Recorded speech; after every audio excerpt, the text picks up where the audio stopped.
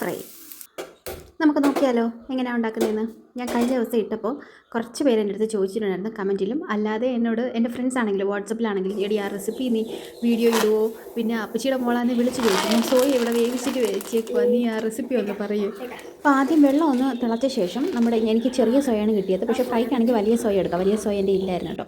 അപ്പോൾ വെള്ളം തിളച്ച ശേഷം ഞാൻ നമ്മുടെ ആ ഒരു പാക്കറ്റ് ഇട്ടിട്ട് ഈ തീ ഓഫ് ചെയ്തിട്ട് ഞാൻ അടച്ചു വയ്ക്കും ഒരു 5 മിനിറ്റ്. ഫ്രൈക്കാണെങ്കിൽ നമുക്കൊരു 5 മിനിറ്റൊക്കെ അടച്ച് വെച്ചാൽ മതി, അല്ലെങ്കിൽ ഓവർ കുക്കായി പോകും. അപ്പം നമുക്കൊരു 5 മിനിറ്റൊക്കെ ഒന്ന് അടച്ച് വെച്ചാൽ മതി, ഇട്ടങ്ങ് വേവിക്കരുത് കേട്ടോ. എന്നിട്ട് ഡ്രെയിൻ ചെയ്ത് എടുത്തിട്ട് ഈ വെള്ളം നല്ലപോലെ പിഴിഞ്ഞെടുക്കുക. ഇതിപ്പോൾ വളരെ ചെറുതായതുകൊണ്ട് കുറച്ചൊന്ന് കുക്കായിട്ടുണ്ട് കേട്ടോ. വലുതാണെങ്കിൽ അത്രയും അങ്ങനെ പെട്ടെന്ന് കുക്കാവത്തില്ല. അപ്പോൾ നല്ലപോലെ പിഴിഞ്ഞ് വെള്ളം കളഞ്ഞിട്ട് അത് മാറ്റി വയ്ക്കാം. അതിൻ്റെ ആവശ്യമുള്ള സാധനം എന്തൊക്കെയാണെന്ന് നോക്കാം. അപ്പോൾ ഇനി നമുക്ക് എന്തൊക്കെ സാധനങ്ങൾ വേണമെന്ന് നോക്കാം. ആദ്യം നമുക്ക് എന്താ വേണ്ടേ? കുറച്ച് ഇഞ്ചി വെളുത്തുള്ളി നല്ലപോലെ ചോപ്പ് ചെയ്തത്, ഇത് പേസ്റ്റായിട്ട് വേണമെങ്കിൽ എടുക്കാം. ഞാനിപ്പോൾ ഇത് നല്ലപോലെ നമ്മുടെ ക്രഷറിലിട്ട് ക്രഷ് ചെയ്തെടുത്താണ് കേട്ടോ. പിന്നെ ഇതിന് നിറയെ കറിവേപ്പില വേണം. പിന്നെ നമ്മുടെ തേങ്ങാക്കൊത്താട്ടോ ഇതിൻ്റെ ഹൈലൈറ്റ്. നമുക്ക് തേങ്ങാക്കൊത്ത് നല്ലപോലെ വറുത്തിടാം. പിന്നെ വേണ്ടത് മസാലയും, പിന്നീട് മഞ്ഞൾപ്പൊടിയും കുരുമുളകും. മസാല എന്ന് പറയുമ്പോൾ നമുക്ക് ഒരുപാട് മസാലയുടെ ആവശ്യമൊന്നുമില്ല. ആകെ വേണ്ടത് മുളക് പൊടി, കുരുമുളക് പൊടി, മഞ്ഞൾപ്പൊടി. പിന്നെ ഗരം മസാലയുടെയൊക്കെ ഇത് വേണമെങ്കിൽ ഒരു 1/2 സ്പൂൺ ഗരം മസാല ലാസ്റ്റ് ടൈമിൽ ചേർക്കാം. ഞാനിപ്പോൾ ഇവിടെ ഗരം മസാല ഒന്നും ചേർക്കുന്നില്ല.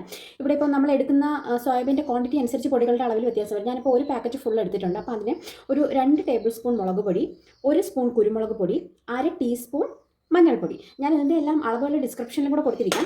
പിന്നെ വേണ്ടത് ഞാനിപ്പോൾ ഇവിടെ ഒരു 10-20 ചെറിയ ഉള്ളി തന്നെ എടുക്കാൻ ശ്രദ്ധിക്കുക. ഇനി ഇല്ലെങ്കിൽ നമുക്ക് സവാള എടുക്കാം. വലിയ സവാള ആണെങ്കിൽ 1.5 സവാളയൊക്കെ, ചെറുതാണെങ്കിൽ 2 എടുക്കാം. ഇതിപ്പോൾ ഞാൻ ഈ ക്രഷറിൽ തന്നെ വെച്ചേക്കുന്നത്, ഞാൻ കീറിയല്ല ഇട്ടേക്കുന്നത്. ഇതിൽ വെച്ച് ജസ്റ്റ് കണ്ടോ ഇങ്ങനെ ഒന്ന് ക്രഷ് ചെയ്തിട്ടുണ്ട്. ഒരുപാട് അങ്ങ് ഫൈനായിട്ട് ക്രഷ് ചെയ്തിട്ടില്ല, കുറച്ച് വലുപ്പത്തിൽ ജസ്റ്റ് ഒരു 3-4 പ്രാവശ്യം ഒന്ന് ക്രഷറിലിട്ടൊന്ന് പിടിച്ച് ഇങ്ങനെ ആക്കി എടുത്തേക്കുന്നതാണ്. ചെറിയ ഉള്ളി തന്നെ എടുക്കുമ്പോഴാണ് ഇതിൻ്റെ ടേസ്റ്റ് വരുന്നത്. പിന്നെ നമ്മുടെ സോയ ഞാൻ തിളപ്പിച്ച് ഊറ്റിയിട്ട് തണുത്ത് കഴിഞ്ഞപ്പോൾ നല്ലപോലെ വെള്ളം പിഴിഞ്ഞ് ഊറ്റി വെച്ചിരിക്കുന്നതാണ് സോയ.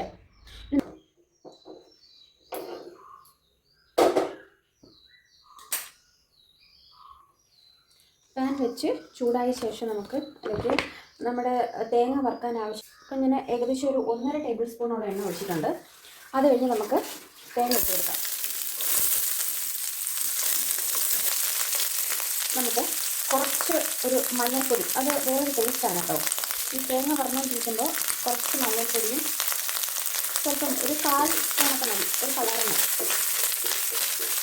അതും കുറച്ച് ഉപ്പും കൂടെ ഇട്ട് കൊടുക്കുക. അപ്പോൾ തേങ്ങയിൽ ആ ഒരു മഞ്ഞളിൻ്റെ ഉപ്പിൻ്റെയൊക്കെ വളരെ കുറച്ച് മതി കേട്ടോ. ഒരു 1/4 സ്പൂൺ ഇപ്പം ഞാൻ ഇട്ടു. ഇനി ഇതൊരു ബ്രൗൺ ഷെയ്ഡായിട്ട് വരുമ്പോൾ നമുക്ക് തീ നല്ലപോലെ കുറച്ച് വയ്ക്കുക, അല്ലെങ്കിൽ കരിഞ്ഞു പോവും. തീ കുറച്ച് വെച്ചിട്ട് ഒരു പാത്രത്തിലേക്ക് മാറ്റി കൊടുക്കാം. എന്നിട്ട് ഈ വെളിച്ചെണ്ണയിൽ തന്നെയാണ് നമ്മൾ ബാക്കി കാര്യങ്ങളെല്ലാം ചെയ്യുന്നത്. അത് മാറ്റിയ ശേഷം നമുക്കിനി നമ്മൾ ആ ചോപ്പ് ചെയ്ത് വെച്ചിരിക്കുന്ന ഇഞ്ചിയും വെളുത്തുള്ളിയും കൂടെ ഈ എണ്ണയിലേക്ക് ഇട്ട് കൊടുക്കാം. എണ്ണയിലേക്കിട്ട് ഒരു 5-10 സെക്കൻഡ് മതി, കാരണം എണ്ണ നല്ല ചൂടായിരിക്കുമല്ലേ. അപ്പോൾ ഒരു 5-10 സെക്കൻഡ് അതൊന്ന് വഴറ്റിയ ശേഷം ഇനി നമുക്ക് നമ്മുടെ ആ ക്രഷ് ചെയ്ത് വെച്ചേക്കുന്ന ഉള്ളിയില്ലേ, ചെറിയ ഉള്ളി, ഇനി ആ ഉള്ളി നമുക്കിതിലേക്ക് ആഡ് ചെയ്ത് കൊടുക്കാം. അപ്പം ഇത് ഏകദേശം ഒന്ന് ചെറിയൊരു കളർ വ്യത്യാസം വന്നിട്ടുണ്ട്. ഒരുപാട് ഇതങ്ങ് മൂത്ത് പോകരുത് കേട്ടോ. പിന്നെ നമുക്ക് ഉള്ളി അതിലേക്ക് അങ്ങ് ആഡ് ചെയ്ത് കൊടുക്കാം. ഉള്ളി ആഡ് ചെയ്തിട്ട് നല്ലപോലെ ഇളക്കുക.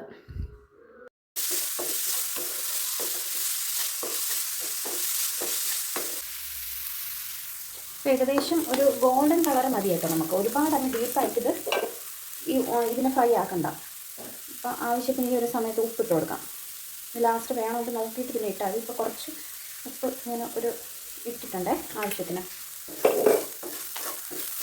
എന്നിട്ട് കണ്ടോ ചെറിയ ഒരു ഗോൾഡൻ കളർ ആകുമ്പോൾ കുറച്ച് ഇളക്കിയിട്ട് നമുക്ക് നമ്മുടെ മസാല ഐറ്റംസും കൂടെ ഇട്ട് കൊടുക്കാം.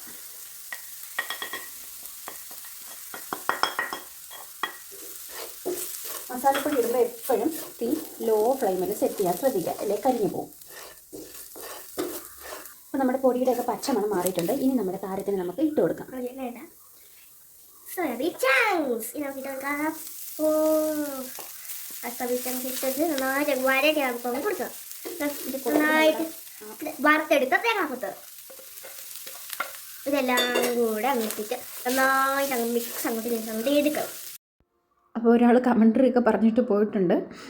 ഇനി ആ മസാലയെല്ലാം നല്ലപോലെ യോജിപ്പിച്ചിട്ട് സോയാബീനിൽ വെള്ളം ഒഴിച്ചു കൊടുക്കാം. വെള്ളം ഞാൻ തിളപ്പിച്ച വെള്ളമാണ് ഉപയോഗിച്ചിരിക്കുന്നത്. 1 കപ്പ് വെള്ളം, അതായത് 250 ml വെള്ളം ഞാൻ ഫുള്ള് ഒഴിച്ചിട്ടുണ്ട്. ആദ്യം കുറച്ച് ഒഴിച്ചു, പിന്നെ ബാക്കി ഫുള്ള് 250 ml വെള്ളമാണ് ഇപ്പോൾ ഞാൻ ഇതിന് ഒഴിച്ചിരിക്കുന്നത്. ഇത് കണ്ടോ, നിറയെ വെള്ളമല്ല, ഇതൊന്നിങ്ങനെ പറ്റി കിടക്കണം. അതിട്ടിട്ട് കുറച്ച് കറിവേപ്പിലയും കൂടെ നമുക്ക് ഇതിൻ്റെ മണ്ടക്കിട്ടിട്ട് അങ്ങ് അടച്ച് വയ്ക്കാം. കറിവേപ്പില നമുക്ക് ഏറെ ആവശ്യമുള്ള സാധനമാണ് ഇതിന്. അപ്പോൾ ഇപ്പം അത്യാവശ്യം ഇത്ര കറിവേപ്പിലയും കൂടി നമുക്ക് അടച്ച് വയ്ക്കാം.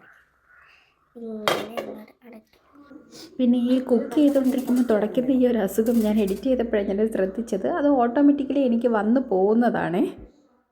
അങ്ങനെ ചെയ്തില്ലെങ്കിൽ നമ്മൾ പറയത്തില്ലേ എന്തോ ഒരു സഫോക്കേഷനാണ്. ഇങ്ങനെ ആ വീഴുന്ന അപ്പം തന്നെ തുടച്ച് ക്ലീൻ ചെയ്ത് പോവുക. എത്ര പ്രാവശ്യം കൈ പൊള്ളിയിട്ടുണ്ടെന്ന് അറിയാമോ, എത്ര പ്രാവശ്യം തുണികൾ കത്തിയിട്ടുണ്ടെന്ന് അറിയാമോ. എന്നാലും ഞാനത് അങ്ങനെ ചെയ്തില്ലേ ഒരു സമാധാനക്കേട്. അപ്പോൾ ഏകദേശം പിന്നെ ഇടയ്ക്കൊക്കെ ഒന്ന് തുറന്നിട്ട് ഒന്ന് ഇളക്കി കൊടുക്കുന്ന അവസരത്തിൽ നമുക്ക് ഉപ്പ് നോക്കാം. അപ്പോൾ കുറച്ച് ഉപ്പ് എനിക്ക് കുറവായിരുന്നു, അപ്പോൾ ഞാൻ അന്നേരം കുറച്ച് ഉപ്പ് ഇട്ട് കൊടുത്തു. അതേപോലെ എരിയും കുറച്ച് കമ്മിയായിരുന്നു. അപ്പോൾ ഞാൻ ഒരു 2 ടീസ്പൂൺ കുരുമുളക് പൊടിയും കൂടെ ആഡ് ചെയ്തിട്ടുണ്ട്. കാരണം ഞാനിവിടെ കാശ്മീരി ചില്ലിയാണ് എടുത്തിരിക്കുന്നത്. ഇവിടെ അപ്പക്കുട്ടൻ കഴിക്കുന്നതുകൊണ്ട് എരിവ് അവന് ഒരുപാട് പറ്റത്തില്ല. അതുകൊണ്ട് തന്നെ ഞാൻ കാശ്മീരി ചില്ലിയാണ് ഫുൾ എടുത്തിരിക്കുന്നത്. ബാക്കി എരിവിനനുസരിച്ച് നമുക്ക് കുരുമുളക് ഇട്ട് അഡ്ജസ്റ്റ് ചെയ്യാമല്ലോ. നമ്മുടെ വെള്ളമൊക്കെ ഇത് നല്ല രീതിക്ക് പറ്റിയിട്ടുണ്ട്. കണ്ടോ, വെള്ളമൊക്കെ കംപ്ലീറ്റ് പോയിട്ടുണ്ട്. ഇനി ഞാൻ തീ അങ്ങ് ലോ ഫ്ലെയിമിൽ വെച്ചിട്ടേ ഇതിന് കുറച്ചെടുത്ത് മാറ്റും. കാരണം ഇത്രയും ഫ്രൈ ഞങ്ങൾ തന്നെയല്ലേ ഉള്ളൂ. അപ്പോൾ ഇത് ഫുള്ളും കൂടെ ഫ്രൈ ആക്കേണ്ട ആവശ്യമില്ല. ഞാൻ ഒരു പാക്കറ്റ് കിട്ടുന്നേ ഉള്ളൂ. അപ്പോൾ ഇതിൻ്റെ നേർ പകുതി എടുത്ത് ഞാൻ മാറ്റി വയ്ക്കും. തണുത്ത ശേഷം ഫ്രിഡ്ജ് വയ്ക്കും. നാളെ കഴിഞ്ഞിട്ടോ ബാക്കി ഫ്രൈ ആക്കാം. അപ്പോൾ ഇതിൻ്റെ പകുതി മാത്രമേ ഞാനിപ്പം ഫ്രൈ രൂപത്തിൽ എടുക്കുന്നുള്ളൂ. അപ്പോൾ ഇതിന്ന് പകുതി എടുത്ത് ഞാൻ മാറ്റി വെച്ചിട്ടുണ്ട്. ബാക്കി പകുതി കാരണം ഇത്രയും മതിയാവും ഞങ്ങൾക്ക്. അപ്പോൾ അതിൻ്റെ വെള്ളമൊക്കെ നല്ലപോലെ വറ്റിയ ശേഷം എന്താ ചെയ്യുക, ഓയിൽ ഒഴിക്കുക. ആദ്യം ഏകദേശം 1 ടേബിൾ സ്പൂണോളം ഓയിൽ ഞാൻ ഒഴിച്ചിട്ടുണ്ട്. ഇത് ഒഴിക്കുന്ന കാണുമ്പോൾ ഏറെ തോന്നും, കാരണം ആ ഒരു കുപ്പിയുടെ അടപ്പിൽ നിന്ന് നൂല് പോലെ ഈ ഓയിൽ വീഴുന്നത്. ഏകദേശം 1 ടേബിൾ സ്പൂൺ ഓയിലോളമേ വീണിട്ടുള്ളൂ ആദ്യത്തെ ഇതിൽ. ആ ഓയിലിൽ വീണിട്ട് പതിയെ ഒരു മീഡിയം ഫ്ലെയിമിലിട്ടിട്ട് നമ്മൾ ഇളക്കുക. ഇങ്ങനെ ഇളക്കി കുറച്ച് ക്ഷമ വേണം കേട്ടോ, പെട്ടെന്ന് ഇത് റെഡിയാവത്തില്ല. കാരണം നമ്മളിത് മീഡിയം ഫ്ലെയിമിലിട്ടല്ലേ ചെയ്യുന്നത്. അപ്പോൾ പതുക്കെ ഇളക്കി വരണം. ഉണ്ട് ഇപ്പോൾ കളർ ചേഞ്ച് ആയി വരുന്നുണ്ട്. ഇങ്ങനെ കളർ ചേഞ്ച് ആയി എണ്ണ അതിൽ നിന്ന് കുറച്ച് വലിഞ്ഞ് തുടങ്ങിയെന്ന് കാണുമ്പോൾ വീണ്ടും 1 ടേബിൾ സ്പൂൺ എണ്ണയും കൂടെ നമുക്ക് ഒഴിച്ചു കൊടുക്കാം. മതി, ഇത്രയും മതിയാവും. 1 ടേബിൾ സ്പൂൺ എണ്ണയും കൂടെ ഒഴിച്ച് ബാക്കി കുറച്ച് കറിവേപ്പിലയും കൂടെ ഇട്ടിട്ട് വീണ്ടും നമ്മൾ ഇതെന്താ ലോ ഫ്ലെയിമിൽ സെറ്റ് ചെയ്യണം. എന്നിട്ട് പതുക്കെ വരട്ടി ഇങ്ങനെ പതുക്കെ ഫ്രൈ മോഡലിലാക്കി എടുക്കണം. പിന്നെ ഇതിനെ നമുക്ക് പല രൂപത്തിലെടുക്കാം.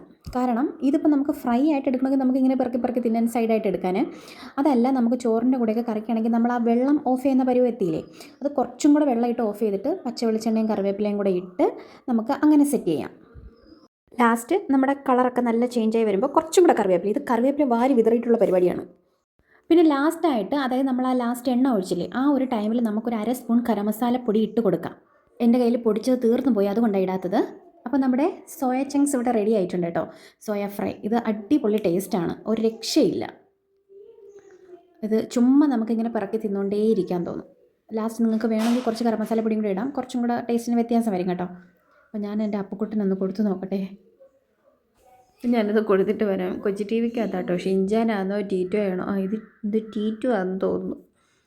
അങ്ങനെ ഇരുന്ന് കാണുന്നുണ്ട്. കുറേ നേരം ഇടയ്ക്കിടയ്ക്ക് അവിടെ വരുന്നുണ്ടായിരുന്നു. ഇത് റെഡിയായോ എന്ന് ചോദിച്ചപ്പോൾ ഞാൻ കൊടുത്തപ്പോൾ ഇത് റെഡിയായോ അമ്മ എന്ന് ചോദിച്ചിട്ട് എൻ്റെ ഇത് മേടിച്ച് തിന്നുന്നത് കേട്ടോ. അവനത് ഇഷ്ടമാണ്. ഇടയ്ക്കിടയ്ക്കൊക്കെ ഞാനിത് ഉണ്ടാക്കി കൊടുക്കും. അവന് ചോറിൻ്റെ കൂടെ തിന്നുന്നതിനെ കട്ടിൽ ഇങ്ങനെ വെറുതെ തിന്നാനേ ഇഷ്ടം. അങ്ങനെ ഇഷ്ടപ്പെട്ടു എന്നൊക്കെ പറഞ്ഞിട്ടുണ്ട്. അപ്പോൾ അത്രയേ ഉള്ളൂ. ഇതുവരെ സബ്സ്ക്രൈബ് ചെയ്യാത്തവരാണെങ്കിൽ ഒന്ന് സബ്സ്ക്രൈബ് ചെയ്യാം കേട്ടോ.